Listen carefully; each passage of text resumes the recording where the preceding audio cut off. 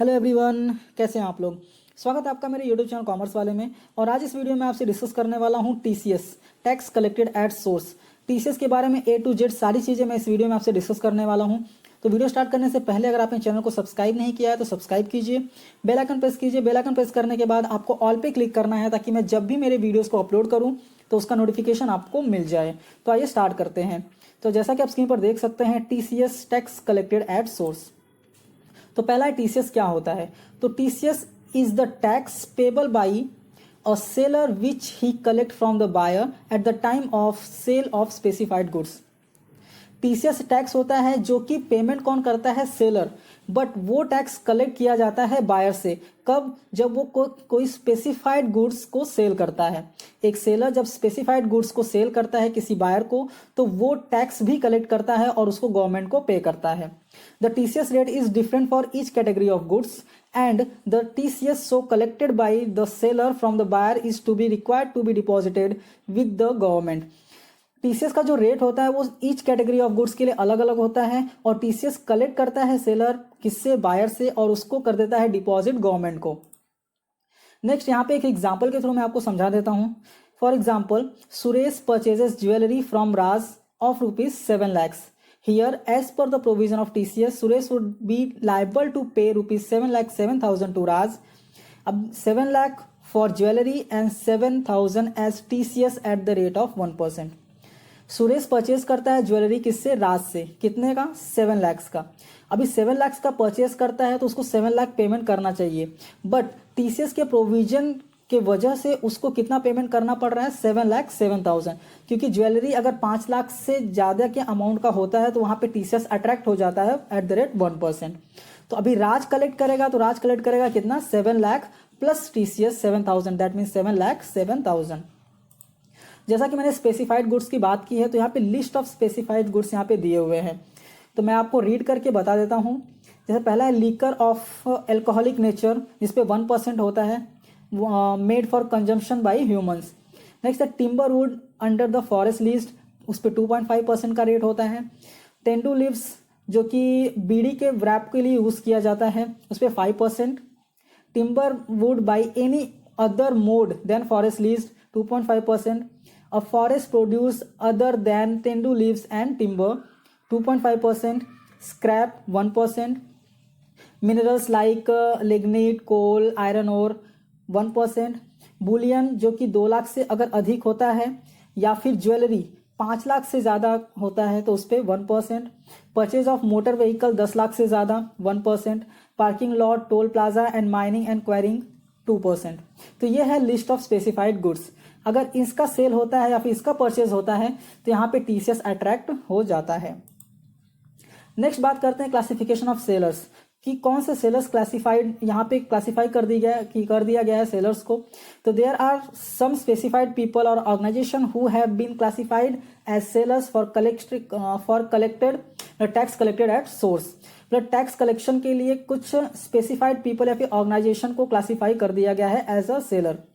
Next है no other seller of goods can collect tax at source from the buyer apart from the following list. इस list के अलावा कोई भी seller collect नहीं कर सकता टैक्स कलेक्टेड एट सोर्स को टीसीएस कलेक्ट नहीं कर सकता। तो यहाँ पे लिस्ट आप देख सकते हैं। पहला central government, state government, local authority, statutory corporation और authority, company registered under companies act, partnership firm, cooperative societies, and next any person या फिर एचयूएफ जिसका बुक्स ऑफ अकाउंट्स ऑडिट करना है। दैट मीन्स जिसका बुक्स ऑफ अकाउंट ऑडिट के लिए applicable है या लाइबल है, सिर्फ वही टीसीएस को कलेक्ट कर सकते हैं। नेक्स्ट है अभी बायर, क्लासिफिकेशन ऑफ बायर। जैसे सेलर का क्लासिफिकेशन किया गया है वैसे ही बायर का भी क्लासिफिकेशन किया गया है। तो यहाँ पे कहा गया है a buyer is a person, एक पर्सन जो स्पेसिफाइज गुड्स को रिसीव करता है। कौन से मोड से? बाई सेल या फिर बाई ऑक्शन, बाई टेंडर या फिर एनी अदर मोड से। तो यहाँ पे कहा गया है कि कुछ ऐसे सेल बायर्स हैं जिनको इंक्लूड नहीं किया जाएगा। यहाँ पे देख सकते हैं following shall not be included in the buyer's category. पहला है public sector companies, central government, state government, embassy of high commission, consulate, other trade representation of a foreign nation, a club such as sports club and social clubs.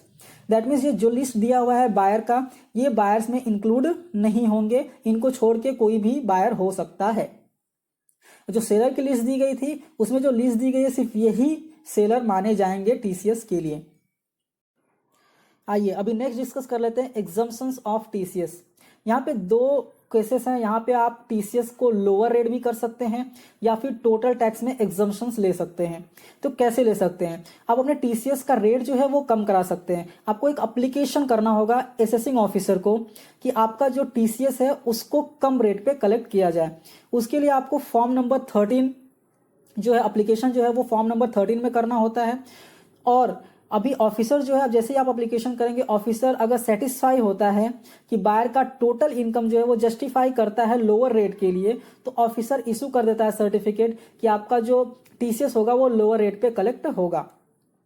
Next है total tax exemption. Tax में total ही exemption आपको मिल जाता है अगर आप ये prove कर दें कि आपने गुड्स को किस पर्पस के लिए यूज किया है। अगर आपने उसको मैन्युफैक्चरिंग, प्रोसेसिंग और प्रोडक्शन के लिए यूज किया है तो उस पर टीसीएस कलेक्ट नहीं होता है। और ये डिक्लेरेशन आपको देना होता है in form number 27C।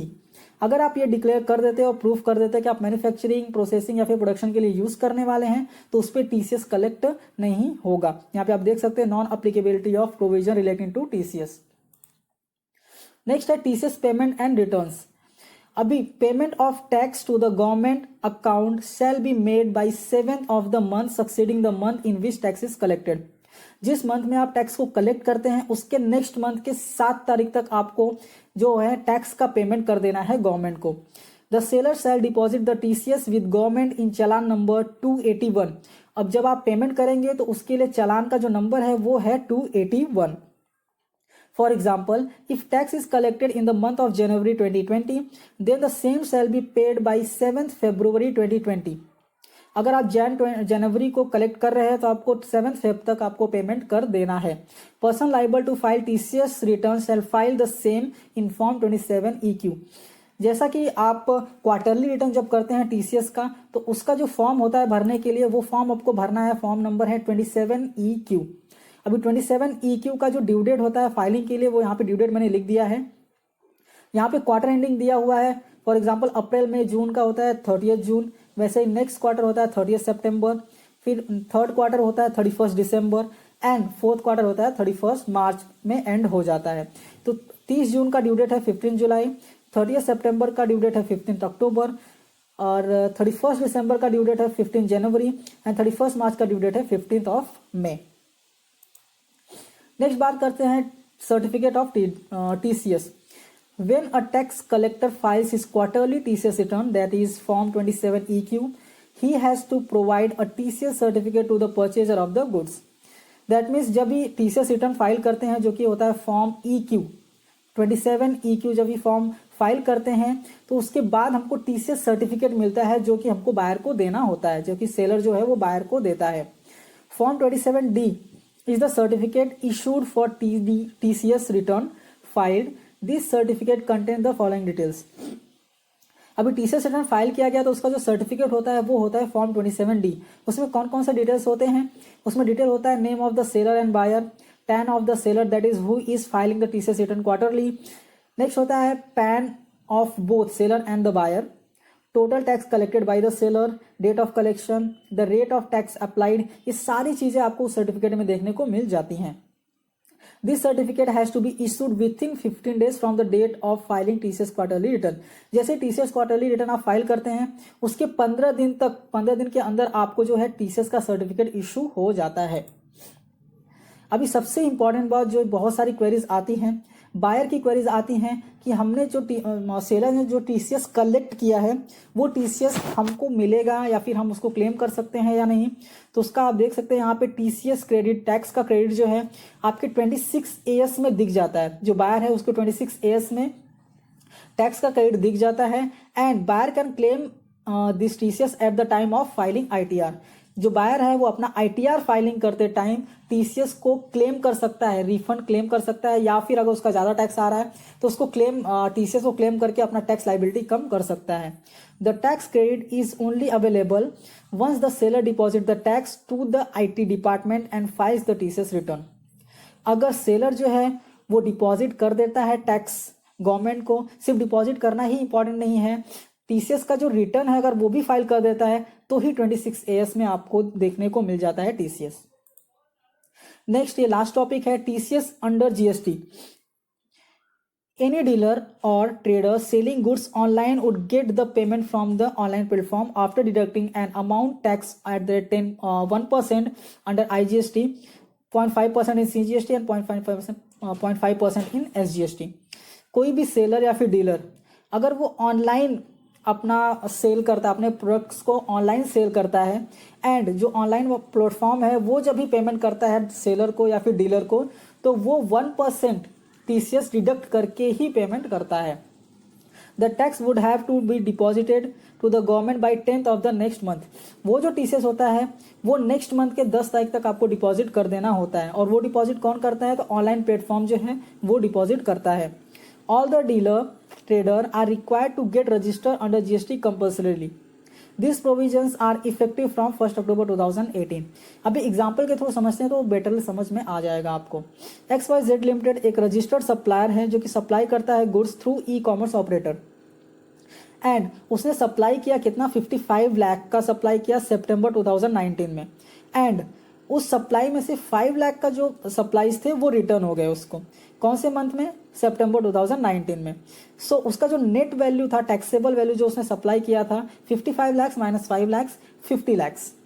And अभी 50 लाख का उसने सप्लाई किया था, बट जब वो अमाउंट कलेक्ट करेगा तो उसको टोटल अमाउंट नहीं मिलेगा, क्योंकि टीसीएस उस पर अप्लाई हो जाएगा एट द रेट 1%, जो कि है 50,000।